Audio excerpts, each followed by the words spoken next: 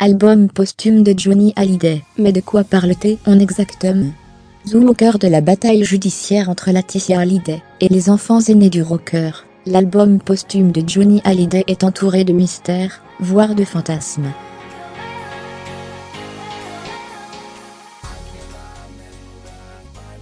Mais tous les indices laissent penser qu'il a supervisé le projet, jusqu'à sa mort, le 5 décembre dernier.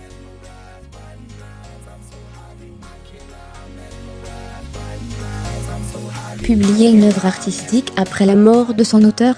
Si la pratique existe dans tous les domaines de l'industrie du divertissement, elle est permanente dans celui de la musique.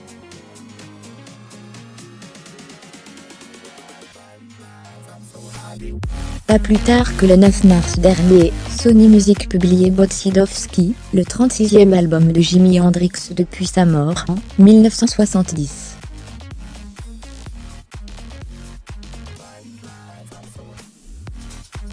Entre compilation, inédit, et enregistrement en live, tous n'ont pas la même valeur.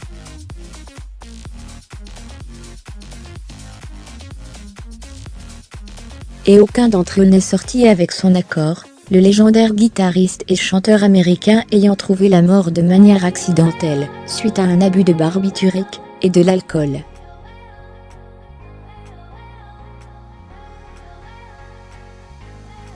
Pour Johnny Hallyday, qui collabora dans sa jeunesse avec l'auteur de Pure Plaze, le business posthume ne fait que commencer.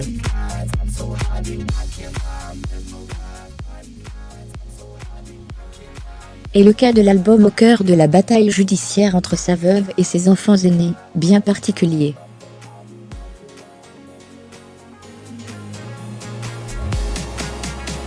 Le rocker en a commencé l'enregistrement en mars 2017, à Los Angeles, annonçant la nouvelle sur Instagram, avec une photo où on le voit entouré de ses musiciens.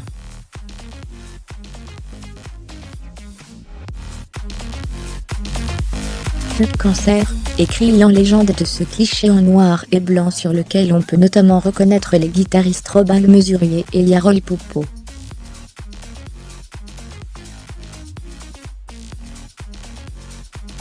Après la tournée des Vieilles Canailles, avec Eddie Mitchell et Jacques Dutronc, au cours de l'été, et une pause en famille à Saint-Barthélemy, Johnny viendra poursuivre le travail sur ce disque en France en septembre, dans un studio de banlieue parisienne, sous l'égide de Yodelis, alias Maxime Nuxi, comme en attestent des vidéos postées là encore sur Instagram.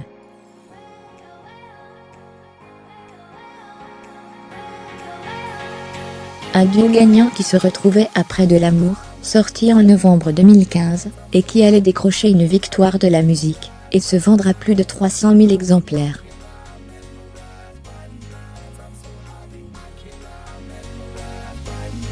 Où en était-il lorsque le rocker est décédé, le 5 décembre dernier? 10 titres ont été enregistrés.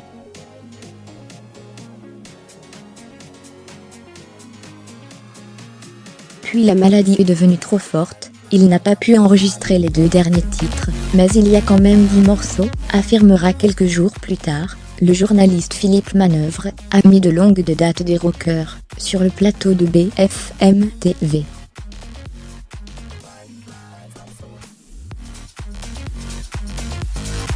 Les 2 morceaux, qui n'étaient pas terminés, se sont-ils transformés en pistes instrumentales, comme certains le murmurent? Et surtout le résultat final sera raté, il conforme au souhait du défunt ? Laura et David en ont déjà entendu une partie. L'émission 7 à 8, sur TF1, révélait dimanche dernier le contenu d'une lettre, adressée à Laetitia, le 7 février dernier, au sujet de l'album posthume en question.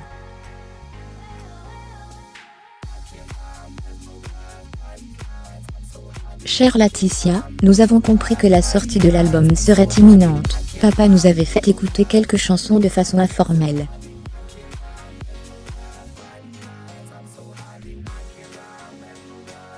Il est indispensable que nous puissions en notre qualité d'héritier prendre connaissance de ce projet d'album.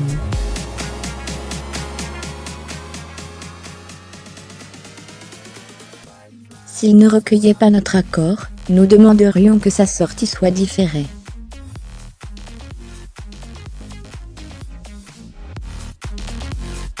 Voir aussi exclusif / Johnny Hallyday. Début février, Laura se met à envoyer un douzaine des courriers à Laetitia pour écouter l'album posthume de son père. La veuve leur répondra de manière catégorique. De son vivant, mon époux a validé les enregistrements produits et donné son accord à leur commercialisation, assure celle qui, d'après le testament polémique, est désormais l'unique dépositaire des droits artistiques de son mari.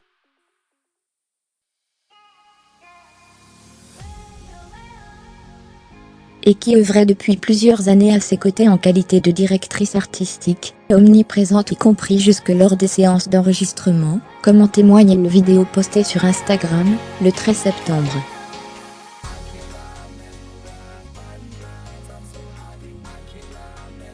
Le couple, vraisemblablement filmé par Maxime Nuxi, dont on entend la voix derrière la caméra, écoute un air de piano à la Jerry Lee Lewis.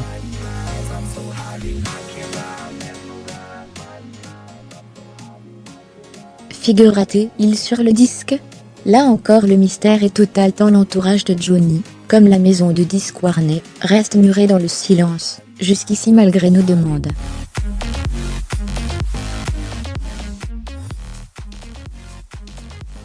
S'il se savait gravement malade, et même condamné, cet ultime album de l'idole des jeunes ressemble, dans l'esprit, au Black Star de David Bowie, enregistré par le chanteur anglais, alors qu'il luttait contre un cancer du foie qui allait l'emporter le 10 janvier 2016, 2 jours après la sortie du disque.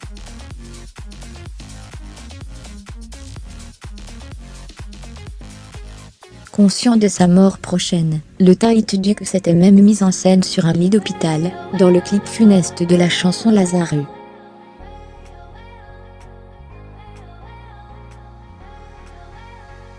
Lire aussi comment David Bowie nous a annoncé sa mort, avec le splendide Black Star Johnny Hallyday avait-il choisi d'évoquer la maladie dans les textes de ses dernières chansons. Là encore, rien n'a filtré, à commencer par le nom de ses paroliers.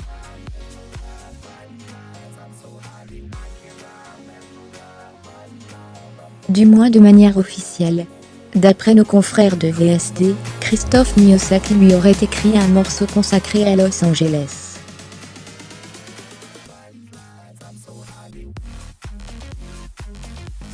Une rencontre tardive, mais fructueuse puisque le Brestois était l'auteur de cette chanson de l'album Latente, en 2012, dont le très beau 20 ans.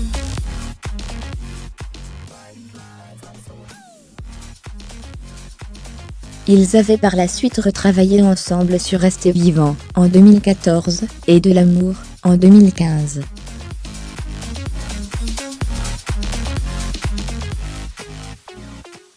Autre mystère, pas encore élucidé, la sortie de l'album. Si, début janvier, la rumeur l'annonçait pour le printemps, c'est désormais la date du 15 juin 2018 qui aurait été cochée.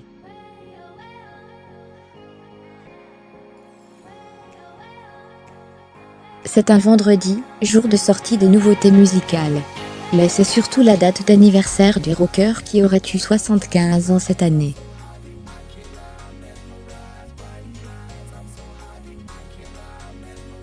Une hypothèse qui pourrait, là encore, être bouleversée par la décision du tribunal de Nanterre, qui examinera ce jeudi la demande de Laura et David.